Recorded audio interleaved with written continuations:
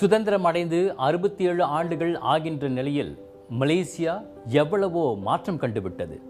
பல கட்சிகள், கூட்டணிகள் ஆட்சியில் இருந்தன, கவிழ்ந்தன. பல தலைவர்கள் வந்தார்கள், போனார்கள். இப்படி பல்வேறு ஆட்சிகளும் காட்சிகளும் மாறிவிட்டாலும் இந்திய சமூகத்திடம் இன்று வரை மாறாத ஒன்று, யாரைத்தான் நம்புவது எனும் கேள்வி. இந்த தலைவரை நம்பி வாக்களித்தோம், இந்த கட்சியை நம்பி வாக்களித்தோம், ஆனால் எங்கள் வாழ்க்கை மாறவில்லை. இனியும் யாரைத்தான் நம்புவது எனும் ஒரே புலம்பல். இவர்களின் இந்த ஏக்கமான கேள்விக்கு எப்போது பதில் கிடைக்கும்? இந்திய சமூகத்தின் இந்த ஏமாற்றத்தில் உண்மை உள்ளது என்பதை மறுப்பதற்கில்லை.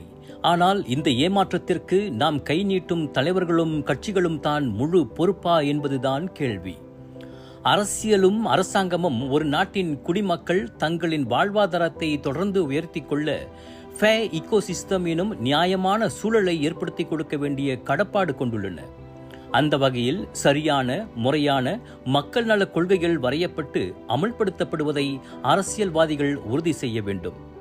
அப்படி நடக்காத பட்சத்தில் கேள்வி கேட்கவும், விமர்சனம் செய்யவும், போராட்டம் நடத்தவும் நாட்டின் குடியுரிமை பெற்றவர் என்ற முறையிலும் வரி கட்டுபவர் என்ற முறையிலும் நமக்கு எல்லா உரிமையும் உண்டு.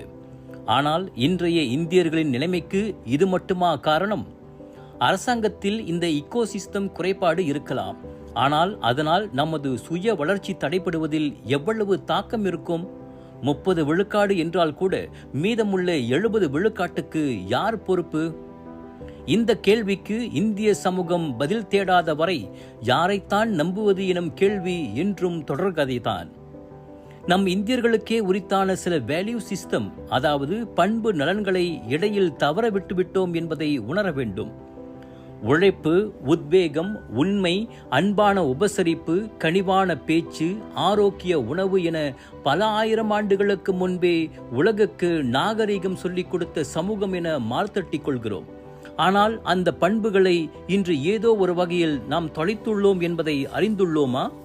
உழைப்புக்கு அஞ்சுகின்ற இளைய சமூகம், வாய்ப்புகள் இருந்தும் அதனை தேடிச் செல்லாமல் உத்வேகமின்றி இருக்கும் போக்கு, சமூக ஊடகங்களில் சற்றும் நாகரிகம் இல்லாமல் கொச்சை வார்த்தைகளில் பிறரின் வயது தகுதி பாராமல் வசைப்பாடும் கலாச்சாரம், போதை வன்முறையில் சீரழியும் இளையோர், ஆரோக்கியத்தை பற்றி கவலைப்படாத வழக்கம் எனும் நிலையில் இருப்பதற்கு எந்த தலைவர் அல்லது கட்சி காரணமாக இருக்க முடியும்? இந்த நிலை நம் சமூகத்தின் மீதான தோற்றத்தை எந்த அளவுக்கு பாதித்துள்ளது என்பதை இவர்கள் அறிவார்களா? இந்நாட்டில் பிற சமூகத்தோடு ஒப்பிடுகையில் மிக குறைந்த ஆயுட்காலம் கொண்டவர்கள் இந்தியர்கள், அதுவும் இந்திய ஆண்கள். மாரடைப்பு, இரத்த அழுத்தம், சர்க்கரை வியாதிகளில் மக்கள் தொகை விகிதாச்சார அடிப்படையில் நாம் முதலிடம். இதனால் வேலையிடத்தில் உற்பத்தி திறன் பாதிக்கப்பட்டோ, வேலைக்கு போக முடியாமலோ, மருத்துவ செலவுக்கு பிறரை எதிர்பார்த்தோ இருக்கும் குடும்ப தலைவர்கள் அதிகம். இதற்கு யாரை நாம் குறை சொல்ல போகிறோம்? இன்னொரு புறம் பல கல்வி வாய்ப்புகளை நிதி உதவியோடு வழங்கக்கூடிய அரசாங்க அமைப்புகள் உள்ளன. வேலைக்கு இந்திய இளைஞர்கள் கிடைப்பதில்லை என்று புலம்புகின்ற நிறுவனங்களும் உண்டு. வாய்ப்புகள் வரும்போது அலட்சியப்படுத்திவிட்டு அதில் ஒரு குறை கண்டுபிடித்துக் கொண்டு தலைவர்கள் சரியில்லை என தொடர்ந்து புலம்பிக் கொண்டிருக்கிறோம். ஒவ்வொருவருடைய வாழ்க்கைக்கும் அந்த குடும்ப தலைவனை விட வேறு எந்த அரசியல் தலைவன் கூடுதலான அக்கறை காட்டிட முடியும்? நமது தாத்தா பாட்டிகள் அன்று மலாயாவிற்கு வேலை தேடி வர என்ன காரணம்? தன்னுடைய குடும்பத்தின் அடுத்த தலைமுறையை முன்னேற்ற வேண்டும் எனும் உத்வேகத்தில் தங்களது உறவை பிரிந்து உழைப்பை மட்டுமே நம்பி இங்கு வந்தனர். துங்கு அப்துல் ரஹ்மானையோ வேறு எந்த அரசியல் தலைவரையோ நம்பி வரவில்லை. ஆனால் இன்று நாம் மட்டும் ஏன் Mahathir, Najib, Muhyiddin, Ismail Sabri, Anwar என தலைவர்கள் நம் குடும்ப தலைவிதியை மாற்றிவிட வேண்டும் என எதிர்பார்க்கிறோம்?